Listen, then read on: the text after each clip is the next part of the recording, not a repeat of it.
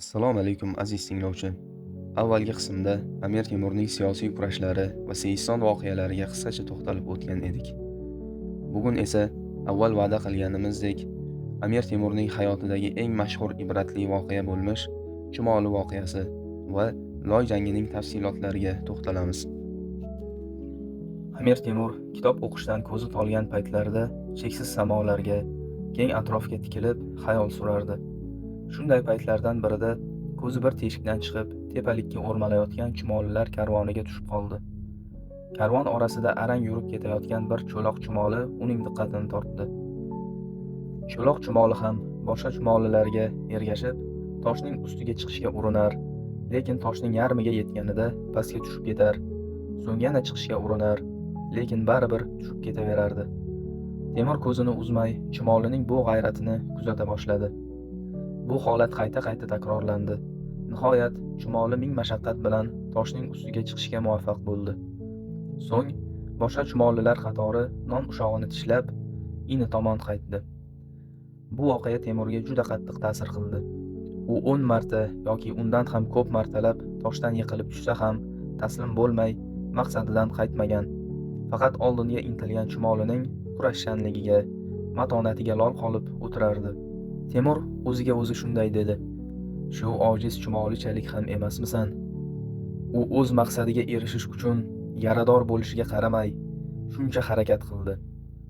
Men esa Alloh taolo shuncha aql va zakovat bergan banda bo'la turib, umidsizlikka tushamanmi?" U o'rnidan turib, hamrohlarining yoniga bordi. Uning oliy maqsad uchun kurashi endi boshlanayotgan edi. 1362-yili, ya'ni Amir Temur 26 yoshida Seyistonda yaralanib, barcha ishlarga qo'l siltab yotganida sodir bo'lgan bu voqea tarixning burilish pallasi bo'ldi. Ahmad Yassaviyning hikmatlari va Chumoli voqeasi Amir Temurni ruhlantirib, yangi marralar sari yetakladi. Yaralari bitgan bo'lsa ham, Temurning o'ng qo'li va o'ng oyog'i avvalgidek harakat qila olmas edi. Shunga qaramay, Temur navkarlarini yoniga olib, Amir Husayn bilan hamkorlikni davom ettirdi. 1365-yili Balx va Keshni egallab, Turon hukmronligini qo'lga kiritdi. Amir Temur Kesh shahriga tez-tez borib turar, ustozi Shamsiddin Kulol hazratlarining qabrini qayta-qayta ziyorat qilardi. U Amir Husayn bilan birga bir qancha janglarda g'olib chiqib, anchagina kuch to'pladi, shon-shuhrat qozondi. Bir kuni Temur tushlik vaqtida anhor yoqasida yotib, ko'zi ilindi. Tushida kimdir unga: "Siqilma, xotirjam bo'l. Alloh senga zafar va saltanat ato etdi", dedi. Ovoz g'oyibdan kelgani uchun Temur buni ilohiy mujda deb qabul qildi. Nihoyatda xush kayfiyat bilan Amir Husaynning yoniga borib, ko'rgan tushini unga aytib berdi. Ikki do'st yaratganga hamd va sanolar aytishdi. Keyin qo'shinni ikkiga ayirib, o'ng qanotni Amir Husayn, chap qanotni Amir Temur boshqarib, askarlarni oldinga boshlashdi. Ilyos xo'ja bilan orani ochiq qilish vaqti yetgan edi. Dushman qo'shini ham ikkiga bo'lindi. O'ng qanotga To'q Temur va Bekkichik, chap qanotga Amir Hamid, so'lda Ilyos xo'janing o'zi bosh bo'ldi. Ikki tomon ham qo'shinni saflab, bir-biriga yaqinlasha boshladi. Ikki qo'shin Qubbai Metin degan joyda to'qnashdi. Dovul va karnaylarning ovozidan go'yo osmon uzilib, yerga tushgudek edi. Dushmanning oldingi safdagi askarlari o'ziga o'ta ishongan holda Amir Temurning ustiga ot solishdi. Temur esa joyidan jilmay, davlatning poydevori singari mustahkam turaverdi. Dushman askarlari yetarlicha yaqin kelgach, chap qo'lini alif, o'ng qo'lini dol singari tutib, o'q otishni boshladi. Boshqa askarlar ham xuddi uning kabi dushman ustiga o'q yomg'irini yog'dirishdi. Shu qadar ko'p o'q otdilarki, bo'ronday yopirilib kelgan dushman tutdek to'kilib, tuproqqa belandi. Otishma vaqtida nomdor pahlavon To'q Temur ham, Bekkichikning ukasi Davlatshoh ham halok bo'ldi. Ikki taraf ham uzoq jang qildi. Nihoyat zafar shamoli Amir Husayn va Amir Temur tomoniga esa boshladi. Omon qolgan dushman askarlari orqasiga qaramay qochishga tushdi. Ilyosxo'ja bilan Bekkichik ham arang qochib qutulishdi. Amir Temurning eng katta fazilatlaridan biri shu ediki, u boshlagan ishini oxirigacha yetkazmay qo'ymas edi. Temur Amir Husayn bilan maslahatlashib, Sher Bahodir bilan birgalikda dushmanning ortidan ancha joygacha quvib bordi. Uning orqasidan Xo'jand daryosidan kechib o'tib, katta tantana bilan Samarqand shahriga kirib keldi. Amir Temur bilan Amir Husayn bir muddat Samarqandda bo'lib, shahardagi vaziyatni izga soldilar.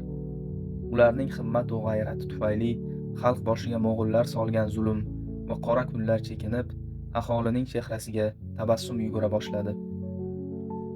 Turkistonga yana saodatli kunlar qaytdi.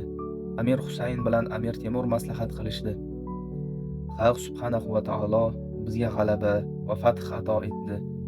Mamlakat hokimiyati bizning qo'limizga o'tdi. Endi bizga bir rahbar kerak. Bitta bosh bo'lmasa, oqibatimiz xayrli bo'lmaydi, deyishdi. Shuning uchun qabila oqsoqollarini, barcha no'yonlarni bir yerga to'plab, katta qurultoy chaqirishdi. Chig'atoy naslidan bo'lgan Qobil shohni xon deb e'lon qilishdi. Qobil shoh darvishona hayot kechirardi. Boshiga baxt qush qo'nib, mamlakatga xon bo'ldi. Bu o'lka azaldan Amir Temurning otalariga tegishli bo'lib, unga meros qolgan edi. Shuning uchun katta tantana bilan elga ziyofat berdi. Amir Husaynga ham ko'pdan ko'p sovg'a salom berdi. Temurning hukmdorlarga xos bu harakatlaridan Amir Husaynning g'ashi keldi. Ichiga g'ulg'ula tushib, hech kimga bildirmay, o'z yurti Soli saroyga ketib qoldi. Amir Husaynning ko'ngli buzilganligi keyingi yili mo'g'ullarga qarshi kelajak Lo jangida ham yanada yaqqolroq namoyon bo'ldi. 1364-yili Amir Husayn qishni o'z yurtida, Amir Temur ham o'z vatanida o'tkazdi. Ilyosxo'ja 1365-yil bahorida katta qo'shin tortib borib, Amir Temurni batamom yengish niyatida edi. Shuning uchun qishi bilan qattiq tayyorgarlik ko'rdi. Nihoyat bahor kelishi bilan harakatga tushdi. Ilyosxo'janing harakatlaridan xabar topgan Amir Temur ham qo'shin to'play boshladi. Amir Husaynga odam yuborib, vaziyatni bildirdi. Amir Husayn vaziyatdan boxabar bo'lishi bilan darhol Po'lat Bug'o, Zinda Chashim va Malik Bahodirlarga qo'shin to'plab, zudlik bilan Amir Temurning yoniga borishni buyurdi. Ular ham tezgina askarlarini olib yo'lga chiqishdi. Tez kunda Amir Temurning qo'shinlari safiga qo'shilishdi. Qo'shin dushmanni ertaroq qarshi olish uchun yo'lga chiqdi. Akar degan joyda askarlarga ham, ulovlarga ham dam berish uchun to'xtashdi. So'ng yana yo'lga tushib, Xo'jand daryosini kechib o'tgach, qarorgoh qurildi. Bu orada Amir Husayn ham ko'p sonli navkarlari bilan yo'lga otlandi. Dushman qo'shini yaqinlashib qolgach, Amir Temur yo'lga otlanib, daryoning Toshkent bilan Chinoz o'rtasidagi qirg'og'iga borib joylashdi.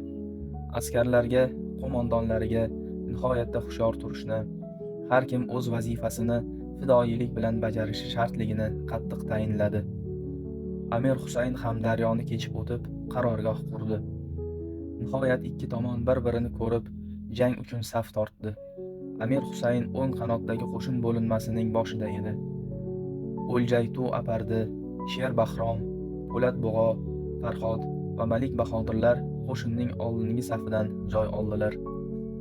Amir Temur esa o'z navkarlari bilan chap tomonni egalladi. Jaku, Sayfiddin, Murod Barlos, Abbos Bahodir kabi lashkarboshilar uning yonidan joy olishdi. Bu chiziqdagi qo'shinning oldingi qatori boshida Temurxo'ja o'g'lon turardi. Shu payt qattiq jala quyib yubordi. Jalaning shiddatidan otlar turgan joyidan qo'zg'ala olmay, otliq va piyoda askarlar ham to'xtab qolishdi. Hamma qo'lidagi sovutini boshiga tutib, yomg'irdan saqlanishga majbur bo'ldi. Dushman hujum qilganida sovutlarni tushirib, jang boshlashdi. Bu jang 1365-yil bahorida bo'lib o'tdi. Amir Temur chap qanotdan hujumga kirgach, dushmanning o'ng qanoti boshida turgan Shingum No'yon qochishga majbur bo'ldi. Bu holni ko'rgan Ilyosxo'ja ham ortga chekinishga tushdi. Lekin chap qanotdagi dushmanning qo'li baland kelib, Amir Husayn ortga chekinishga majbur bo'ldi. Bu vaziyat Amir Temurni g'azab otiga mindirdi.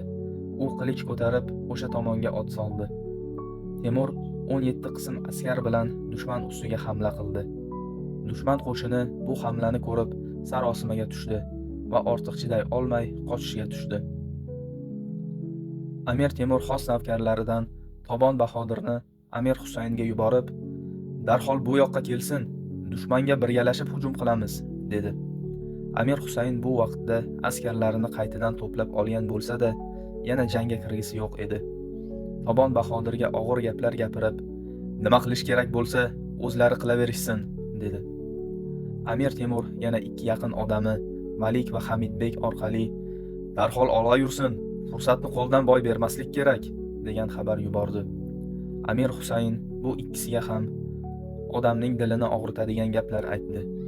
"Men dushmandan qochdimmi-ki, bunday deysanlar.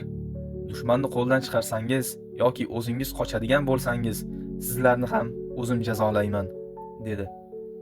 Amir Husaynning tavakkal qilgisi kelmas, jangni Temurning askarlari qilishini istayotgan edi. Malik bilan Hamidbek bu gaplarni eshitgach, qattiq ranjigan holda ortga qaytishdi.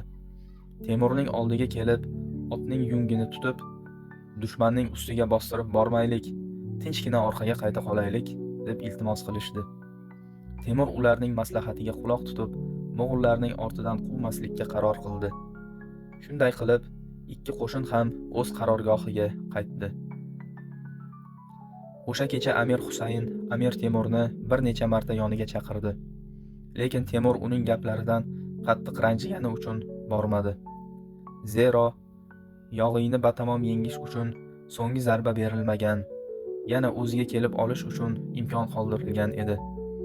Amir Husayn Amir Temurning xafa bo'lganini tushunib, askarlariga ertangi jangga tayyorgarlik ko'rishga buyruq berdi.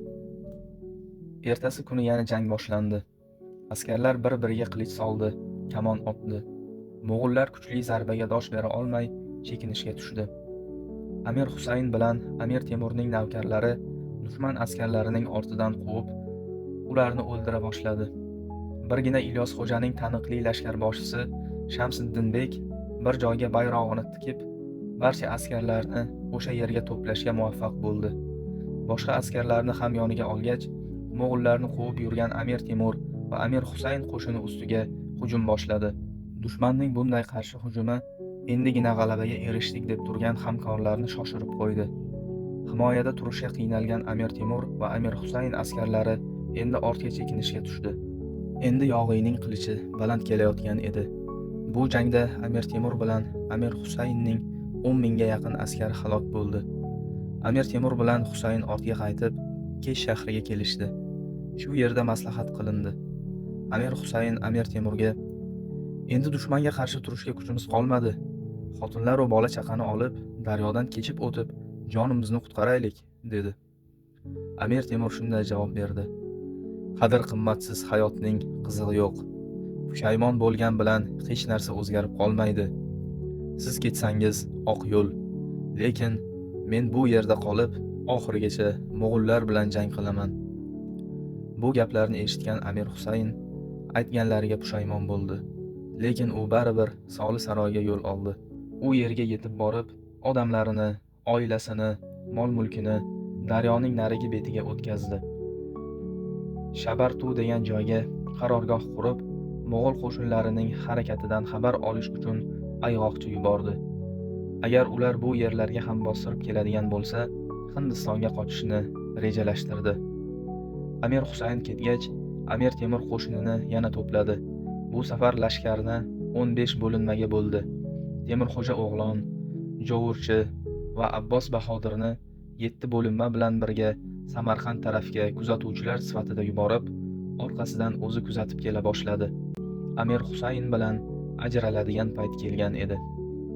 Aziz tinglovchi, qilgan ojizona mehnatimiz sizlarga manzur kelgan bo'lsa, izohlarda o'z fikringizni yozib qoldiring, videoga like bosing, yaqin do'stlaringizga tarqatib qo'ying va bizga obuna bo'lishni unutmang.